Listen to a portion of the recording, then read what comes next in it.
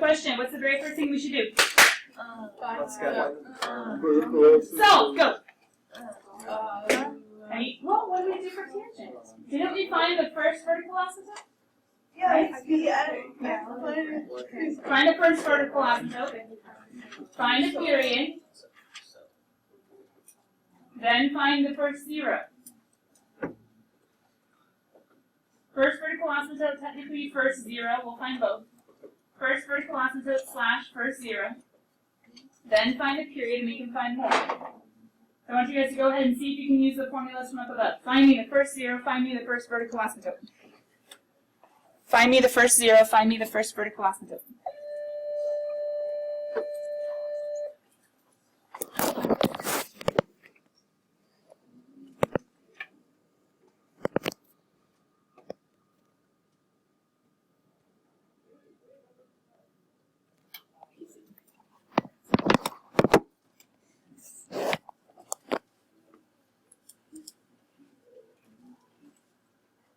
Miss Stewart?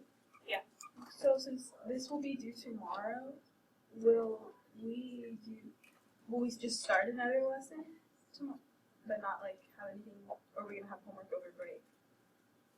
Have you checked out the calendar yet?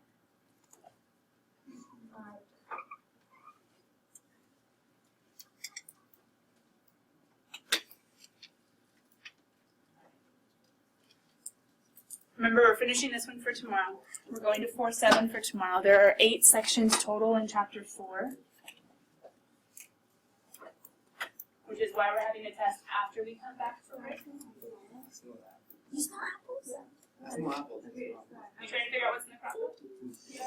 Oh, there's a crop of that. Oh, it's apple cider? It smells like bread and butter. Not apple cider. Not maybe butter.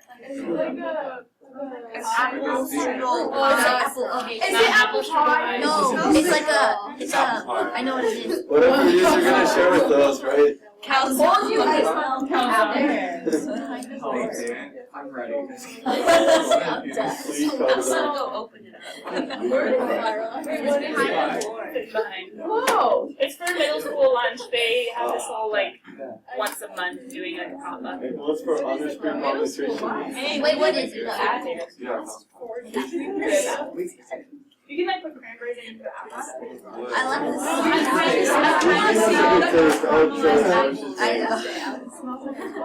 Alright, what'd you guys figure out? I'll trust and taste. Who's bx minus c for this one? Who's bx minus c for this one? It's whoever's inside. Who is he? X over 2. Okay, so we said for the very first vertical asymptote, we said x over 3 equal to 0, and what do we end up getting? 0. X equals 0. So that's our first vertical asymptote. So we're going to go ahead and put our first one. Find it, graph it, yeah? Cool. Okay, we also need our first 0. So then come back over here and put a semicolon because this slash looks like a divide. How do we find the first 0? C over B. Oh, is this it? Hold on. Do I agree with that?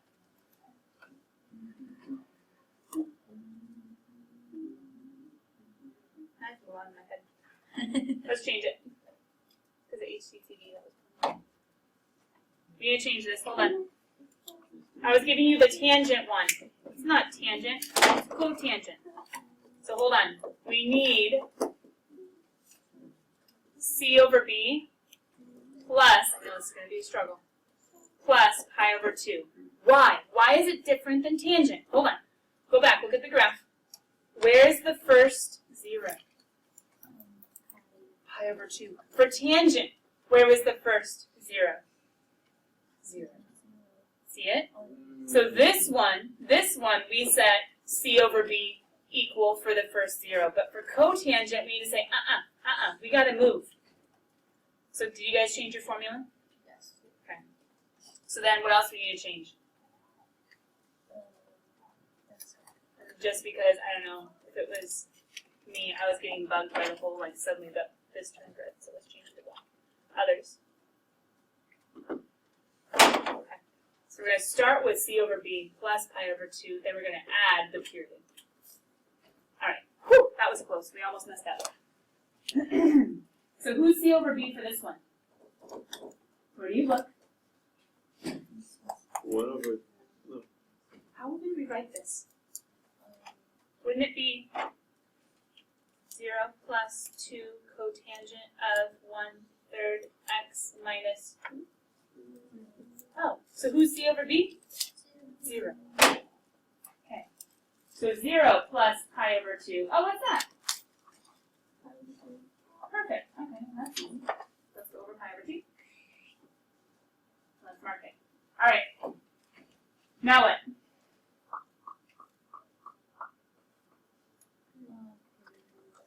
Period, right? Okay, so what's period? 3 pi. 3 pi. What? Because we do period 1 over b times pi, true. And who's b in this one? 1/3. And so 1 over 1/3 is? 3. So 3 pi. 3 pi. Okay, so question, if we're going by little tick marks of 1/2 pi, we better fix this, right? Alright, there's pi over 2. 1/2 pi, 1 whole pi. 1.5 pi, 2 pi. 2.5 pi, 3 pi. 3.5 pi, 4 pi. Okay. Don't I know that like in tangent and cotangent, the vertical asymptotes are going to come every pi. So But what if the point- horizontal stretch or compress? Then not every pi. Which is why we have to do our 1 over b times pi to figure out, because pi is where normally, but if you compress, it's going to happen quicker. If you stretch, it's going to take longer. So hold on, where's the next 0? Add 1 pi, 2 pi, 3 pi. There he is. Wait a minute. If we were to go back, there's 0, and a half, -1, -1.5, -2, -2.5, -3. Let's go back. 1, 2, 3. Does that vertical asymptote look right?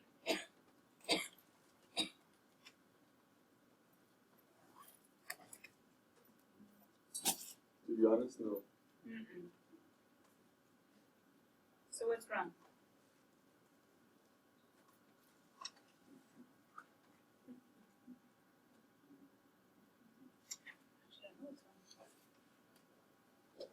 Cotangent has its first vertical asymptote with 0.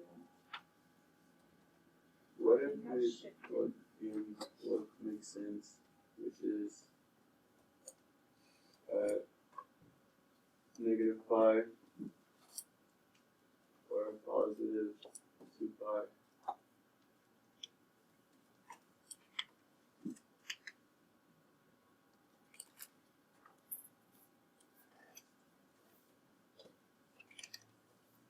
The funny thing is our vertical asymptote is actually right. I think our 0 is wrong.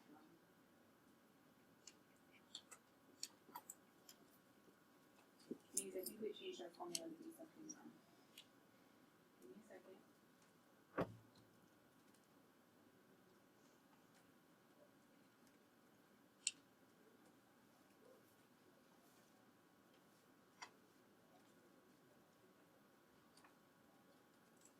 Oh, shouldn't we have b over c because it's cotangent and not tangent? No, because we still label same letters. Let me try another way. There is 2 ways to find zeros.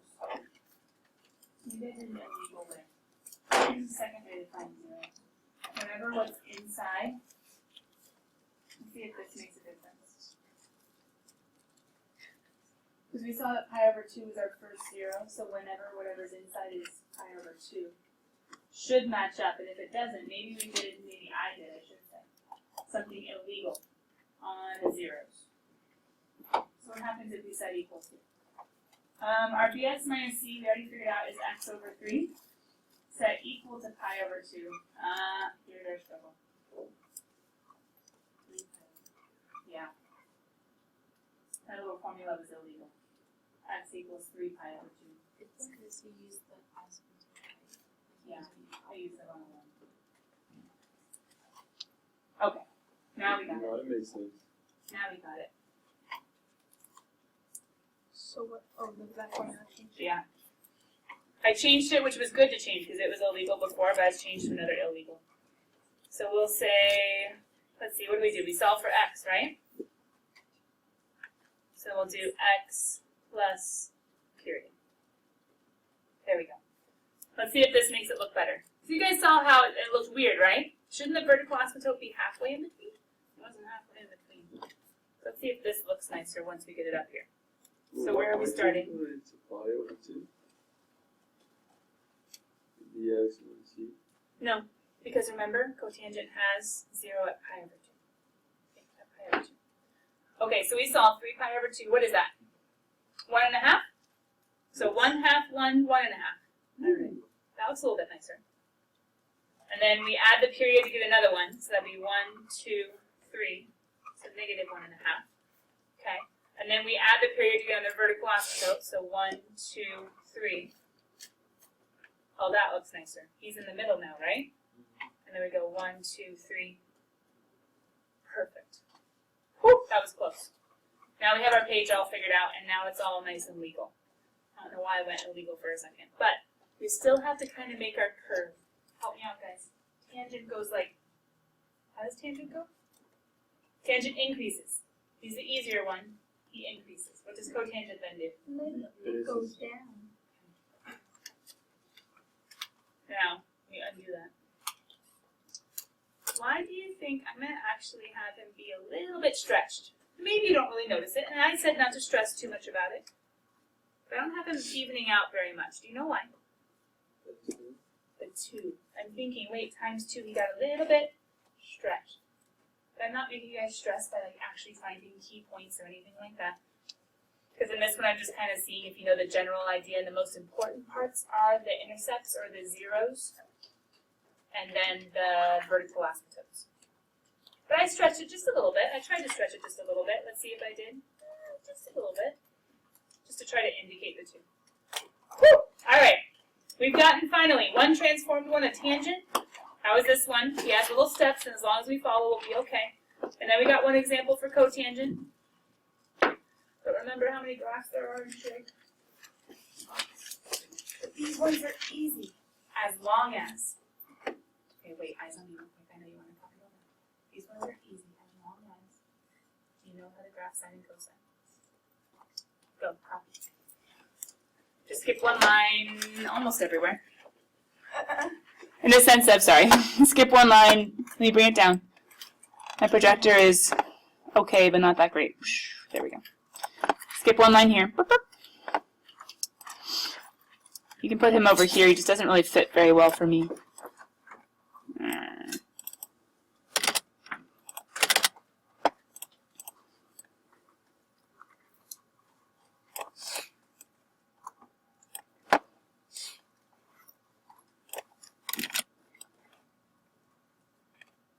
Trying to move it up so you guys can see it a little better.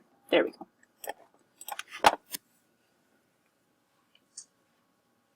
Just get me one line right here at the top. Just get me one line here. And then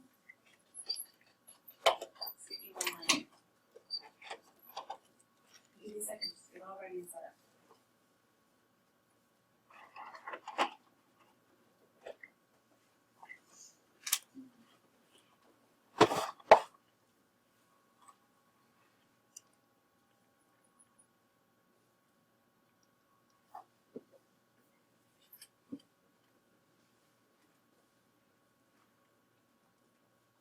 As you guys are writing, maybe try to remember who cosecant is in terms of sine or cosine, and who secant is in terms of sine or cosine.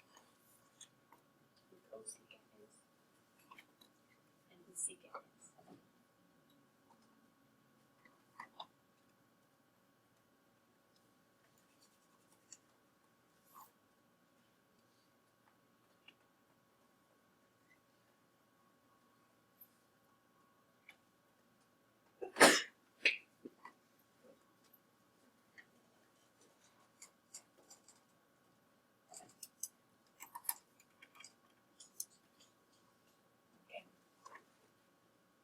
A little bit longer, so I have some stuff at the bottom here. I'm just going to go ahead and write up here who cosecant is. remember? 1 over? Sine. And whose secant is?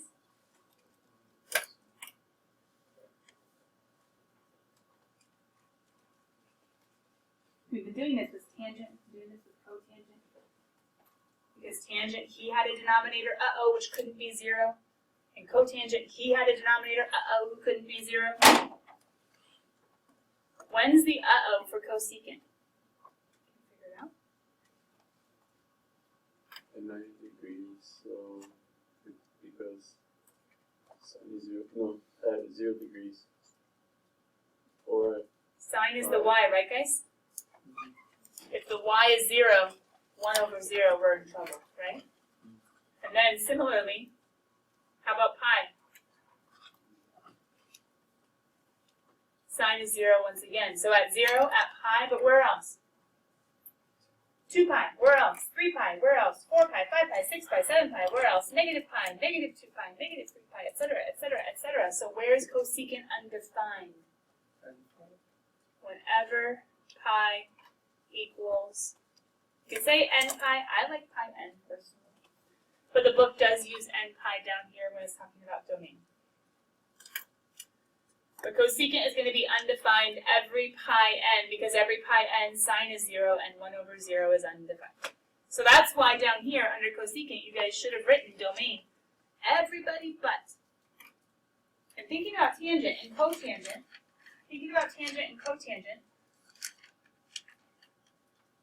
when it didn't work, when it was undefined, what did we put there, guys? What does tangent and cotangent have? Zeros. Oh, but those work. What are the places where it doesn't work? Vertical asymptotes. So not only are you going to have, is the domain all x but you can also say all of these, every pi n is going to be the vertical asymptotes. And then secant, where is he undefined? When cosine is 0, but when is the x 0? At pi over 2. And at negative pi over 2. Or we could say 3 pi over 2. There are lots of different ways of putting it because there are infinitely many. Remember coterminal angles? But this one we can say pi over 2. And this one's a little bit rougher. Plus pi n. These are going to be the vertical asymptotes. This one's a little bit rougher, but it's only because I can't just say pi over 2n. Because if I do, I'd have to be willing to have 1 pi over 2, 2 pi over 2, 3 pi over 2, 4 pi over 2. And if we notice, we only want the odd numbers. We don't want the even ones, because the even ones cancel, and that's not good. Because that means it's not at either of those places. Okay, that was just a quick reminder as to why they're undefined, why they don't work. But then you guys already wrote them down for domains down there. Now, let me show you first of all what the graphs look like. Leave this blank, hopefully. You skipped a line, yeah? We'll come back to that. But cosecant, okay, he's reciprocal of sine, right? He's going to have a vertical asymptote at 0, because 0 pi isn't going to work. He's going to have a vertical asymptote at 1 pi. Another vertical asymptote at 2 pi. Another vertical asymptote at negative pi. Another vertical asymptote at negative 2 pi. And many more, but these are the ones that we'll see. Oh man, there's a lot of vertical asymptotes, huh?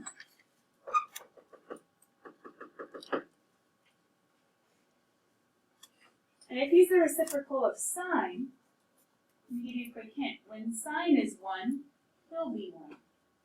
When sine is 1, he'll be 1, which is going to happen at pi over 2. When sine is negative 1, 1 over negative 1, he'll be negative 1. Which is weird. It's not on the 0. When sine is 1, which is at pi over 2, 1 over 1 is 1. Cosecant is 1 as well. period 2 pi if it cannot hit pi. It talks about how long for a cycle. Hold on. When sine is 1/2, cosecant is going to be 2. It'll be higher. When sine is square root of 2 over 2, cosecant will be root 2, which is even higher. When sine is root 3 over 2, cosecant is going to be even higher. Whereas sine stays in his little concave down, cosecant's gonna pop up in a concave up, because he's the reciprocal. He behaves oppositely. Kinda. Careful, opposite in math means negative. But whereas sine goes down, cosecant goes up. And whereas sine goes up, cosecant goes down.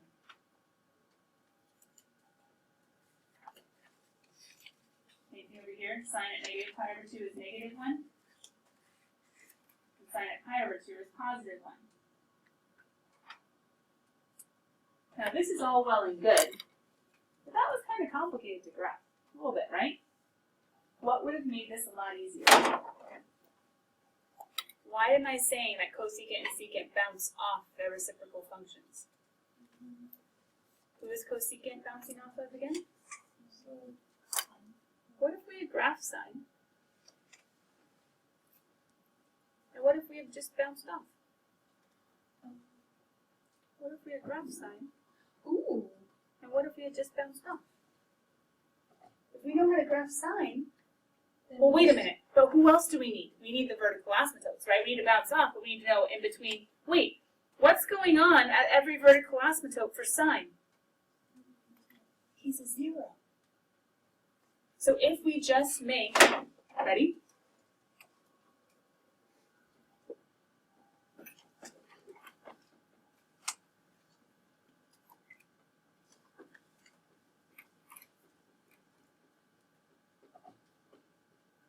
What am I saying?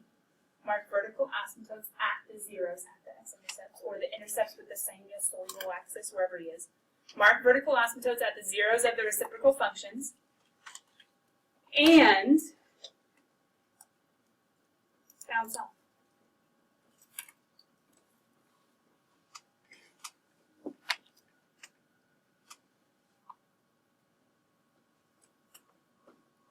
Marking points at the maximums and the minimums, if that helps.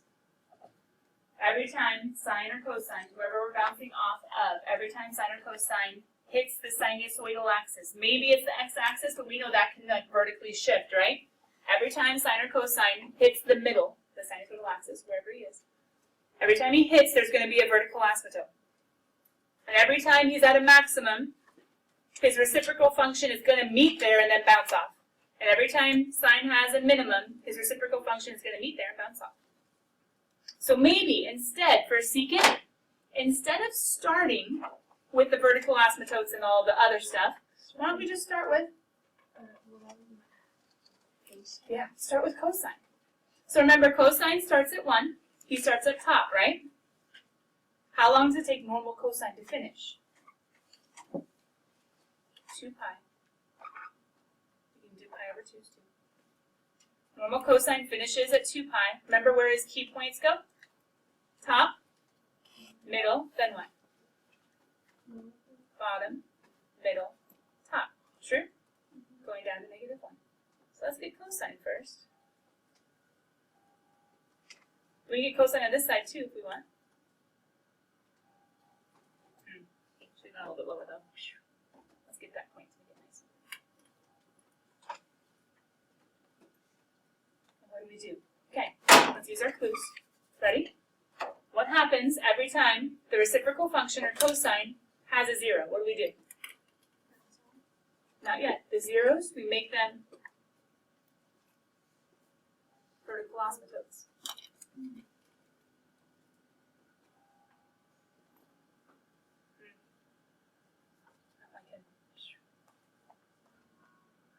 That's going to take forever. Never mind.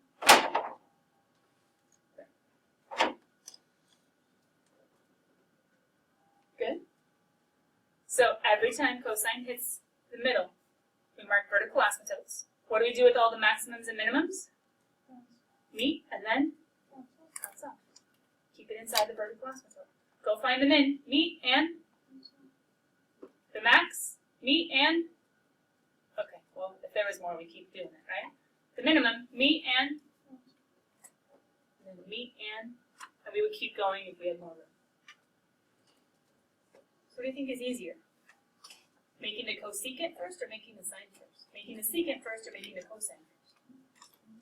Yeah, I think it's sine and cosine because we're used to them, right? And so this, Luca, is why we have periods of 2 pi, because look, we need the up and the down to make one full cycle. Then the up down is going to repeat in the up down. So we need a whole 2 pi But to meet. they're not gonna connect. No, they're not going to connect. Separate pieces, but it still takes 2 pi like long to get through those pieces. Does that make sense? But we're not saying the domain is all the way through. We're splitting it up because of the vertical asymptotes. Now guess what happens though with cosecants and secants, just like tangents and cotangents, they can be transformed. No. Wait. If we started by drawing the cosecant, transformations would be rough. But if we start by transforming the sine or cosine, sinusoidals, and then we just meet at the vertical asymptotes, and we bounce off the maximums and minimums, no big deal. Nothing else to do. So let's go see what a transformed cosecant or secant looks like. Let's go see what a transformed cosecant or secant looks like. But guys, don't skip any lines because I'm not really giving any hints. Besides, take that transformed, figure out who his reciprocal function is, rewrite it as the reciprocal function, graph that first, and then find your vertical asymptotes, find your maxes, mins, bounce off. And to model that, as you write, I'm going to write the very first step I would for this one down below.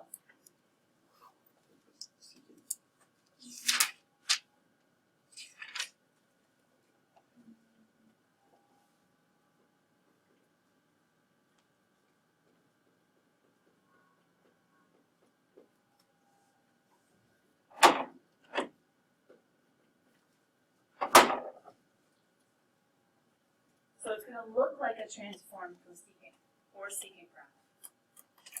It's going to look like a transformed cosecant or secant graph. But we're not going to start there. We're going to start at the sine or cosine. We're not going to start there. We're going to start at the sine or cosine.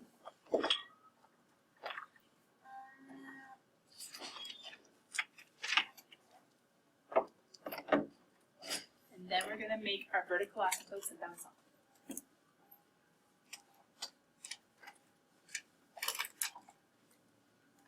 So as you guys are getting there, why did I choose sine? Because it's cosecant, and cosecant is the reciprocal of who? So I'm looking as though it were a sine curve. We'll make it cosecant in a second. We'll do that, but let's start as though it was a sine curve. Okay, who would we graph first for a sine curve? The sinusoidal axis. Okay, so sinusoidal axis, right? 0 means, is he shifted at all? No. Okay, what goes next? Up and down. So we're going to go up 2, down 2.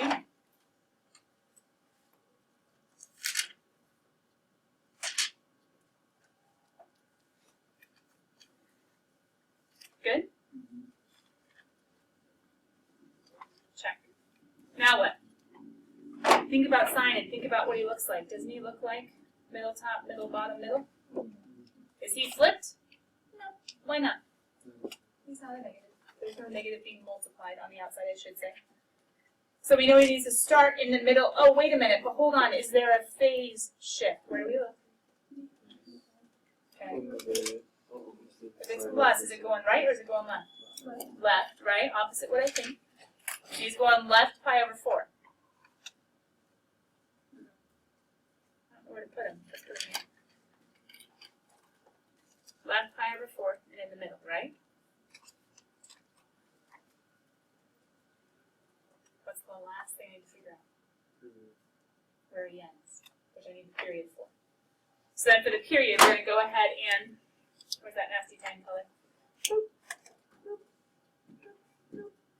I didn't want that. There we go. For the period, I need to use this. Oh, wait a minute. Now it's dotted. That's complicated. Go back, go back, go back. Okay. Period, I do 1 over b. Who's b? Just 1 times 2 pi. So what's my period, guys? 2 pi. So what am I counting by if I need to make it 2 pi long? What are my quarter cycles?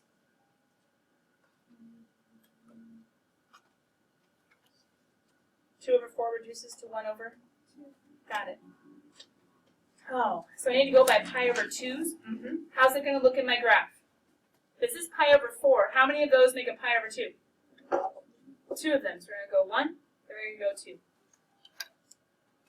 We're going to go 1, then we're going to go 2. 1, and then 2. 1, and then 2. Let's go backwards. 1, and then 2. 1, and then 2. 1, and then 2. 1, and then 2. Okay, let's see if we can get this. So you go 2 tick marks to get. That would be a pi over 2. 2 more tick marks to get. That would be, oh, it's not pi over 2. That's pi over 4. That's pi over 2. This is 3 pi over 4. Then 2 more will be at the bottom. Then 2 more will be at the top. That will be at 5 pi over 4. 7 pi over 4. Forgot we were counting by pi over 4s. There we go. Okay. That's my sine curve, but question, why am I going to connect him with dots? Oh, that's not He's not cosecant. So I'm going to use him for cosecant. He's not cosecant, but I'm going to use him for cosecant. I'm just going to go back real quick. That's going to be down, go back 2 more, that's going to be middle, go back 2 more, that's going to be up, go back 2 more, that's going to be okay. Now I know it's a little bit rough because with cosecant and with secant you kind of have 2 problems. You have to get the sine or cosine first, then you have to make it cosecant. But how do I make it cosecant? What am I going to mark every time this sine curve goes through the sinusoidal axis? Isn't it 1 over 1/4? So it should be 8 pi per period. No. Remember 1 over b, and b is 1. B is the number in front of x. This is c over b. This is phase shift. Pi over 4 to the left. But b is the number in front, and I just pulled out a 1. There was no number to pull out. So the period should be 2 pi. The period is 2 pi, true. But then I need to cut it in quarter cycles. Remember the key numbers are every quarter cycle? So that's why I multiplied by 1/4 next. Sorry, I didn't realize what stuff we were. Then I multiplied by 1/4 next. Hold on, why is there a vertical asymptote? What did I do? I followed the steps. Yeah, that's where the vertical asymptotes happen because that's where its sign has a 0. So where else is a vertical asymptote? Right here. Where else is a vertical asymptote? Right here. Where else is a vertical asymptote? Right here. Where else is a vertical asymptote? Right here. And you started on the top. That's your point. I started in the middle because he's a sign. Oh yeah, it's minus pi. Yeah. I'm all messed up. Doesn't one of their, I got one of their points had to be like at in the center. Yeah. Remember? Pi over 4 to the left. So I move left pi over 4, middle, top, middle. Okay. Are we okay? Okay, so now I have vertical asymptotes. Look at your step real quick. What do we do with the page before say? Mark vertical asymptotes at the zeros. Check. And bounce off. Let's go to all the max and mins. Okay. Max and mins. Take one. And do what? Bounce. Going towards the vertical asymptotes, right? Go to a min. Bounce. Going towards the vertical asymptotes. Go to a min. Bounce. Going towards the vertical asymptotes. Go to the max. Bounce. Going towards the vertical asymptotes. Who's cosecant? This guy. Now you guys go ahead and finish making your graph. I know some of you are working hard on that. Go ahead and finish making your graph. Some of you are working hard on that. But as you do, I'm going to open up my calculator and we'll see if the calculator backs us up. It should, right? Because we have it right. What do you guys think? Degree mode or radian mode? Uh-huh.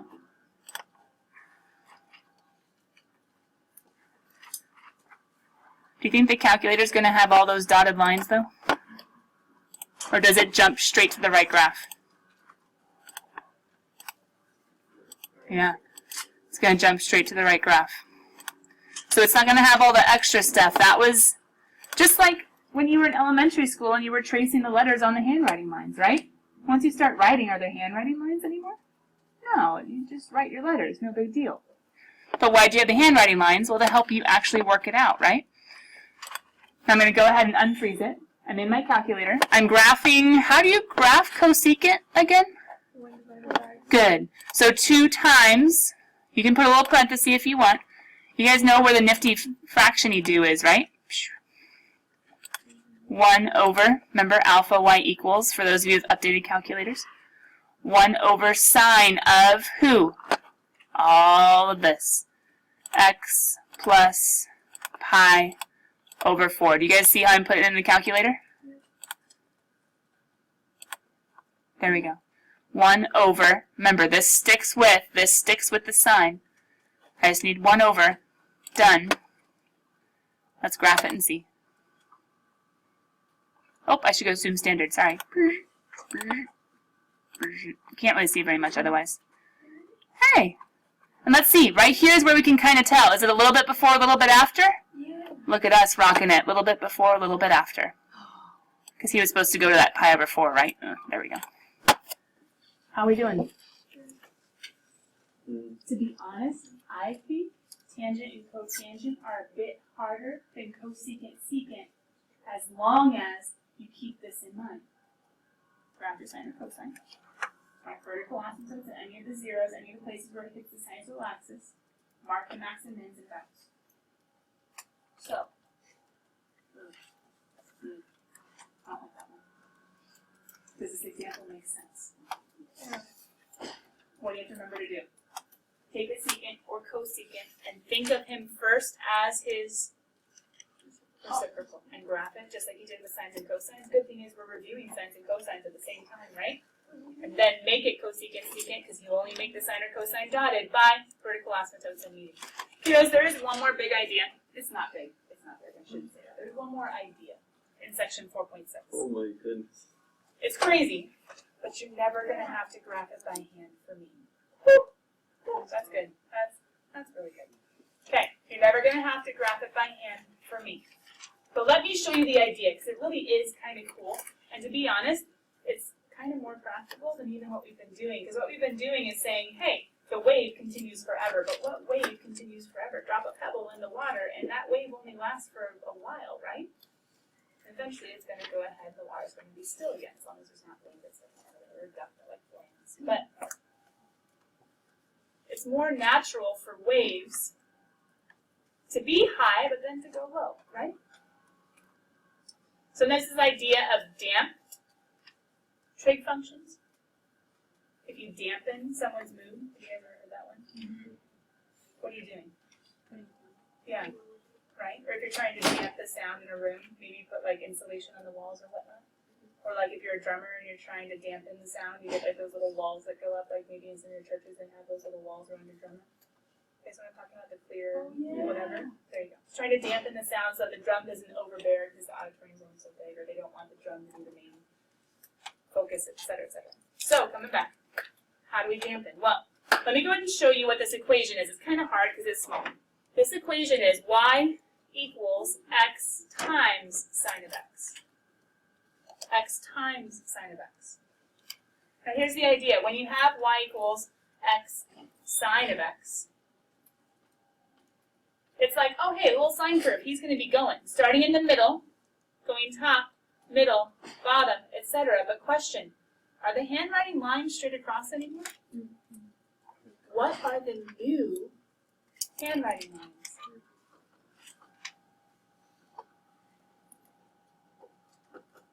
I'm writing what's in the blue because it's kind of small. I'm writing what's in the blue because it's kind of small. So y equals x and y equals negative x, those are what's going to dampen or what's going to hold in the sine curve. So it's going to get smaller as you go in towards the origin, but actually this one is going to get bigger as you go out, as you keep on going for y equals x. Now question, where did the x come from? Right there. When you multiply a trig function by another function, in essence, that function is going to determine how high or how much, I should say how high the sine curve goes, or how low. How small the wave is or how big the wave is. So then if we think about e to the negative x, and this one's a little bit rough, e to the negative x, He's like e to the positive x, except, wait a minute, when there's a negative on the inside, do you guys remember what happens? It flips somehow, but how? Here's e to the positive x. What happens if there's a negative on the inside? Horizontal flip. Okay, so here's e to the, no, I'm about to write e to the x. Here's e to the negative x. Okay.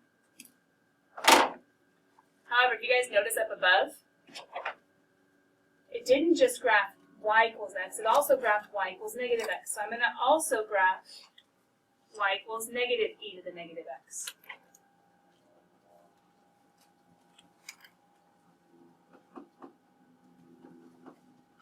And guess what my sine curve is going to do? Trying to make it, e is supposed to actually have a horizontal asymptote, so it should be getting closer. What's my sine curve going to do? Start in the middle. What's it going to do as it goes? Get smaller. And what's it going to do theoretically as it goes this way? If I can get it. That's a really messy one. You guys get the idea? Let's throw it in our graphing calculator just to see if it shows us a better picture than my poor little lame quick excuse. So if we were to go here, we would graph y equals e to the who? Negative x. Times sine of 3x. Now, 3x is going to make it stretched a little bit. I didn't worry and stress about the period too much. But let's see if we kind of see the same idea. What? Oh, hey. Now, it's kind of hard to see, right, because my heights aren't very big. But if I was to go a little bit crazier and have it go from like negative 50 to 50, maybe we'd see a little bit more.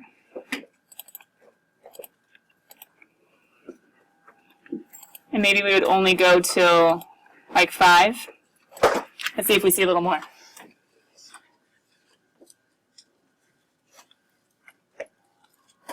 There he goes. And if we were to zoom in, we could see it, but it's just so tiny. You got stretched and it's being held within that e to the negative x and negative e to the negative x. Okay, guys, we're done with section 4 point whatever he is. There he is, 4.6. Technically, Nalani, according to your question, we were supposed to start 4.7 today so we could finish it tomorrow. We're just going to do what we can. We're just going to do what we can. But for right now, tonight, what's your goal? What's your job? Test corrections. Test corrections and 4.6. Come to the senior worship night. And come to the senior worship night, which is hosting everybody, right? Isn't it Yeah, it's for everybody. Just call it senior worship night. because seniors are putting it on. And usually, like, the senior class started it 4 years ago? 3 years ago. And it was just for seniors, and they started inviting sometimes the whole school. Because All right, cool kids, not a I'll lot see you of later. people- I see Mr. Hopefully not, no one, but.